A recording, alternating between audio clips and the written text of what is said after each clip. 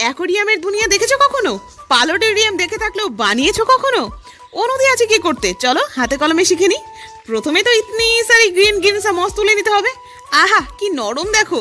আর বাকি পদাও তুলে নিয়েছি, যেটা ডিটেলস পাবে বিগ ব্লগে।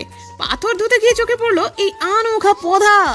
এরপর পালোডোরিয়াম কমপ্লিট করে ফেলেছি দেখো। তারপর মেক করতে চলেছি গ্রিন শোপিস।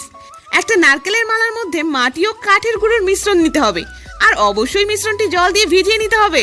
উসকে বাদ মসের দলকে সুন্দর করে চাপ চাপ দিয়ে বসিয়ে নিতে হবে, বিলকুল ऐसे, কিংবা আমার থেকেও বেটার করে। এরপর এর মধ্যে প্রত্যেকদিন 3 বেলা ফোটা ফোটা কিংবা পিস পিস করে জল স্প্রে করে দিতে হবে। হয়ে গেল আমার পালোডোরিয়াম প্লাস গ্রিন শোপিস। পালোডোরিয়াম তৈরির ভিডিও আমার চ্যানেল নেমে ক্লিক করে ভিডিওতে গিয়ে দেখে আসতে পারো।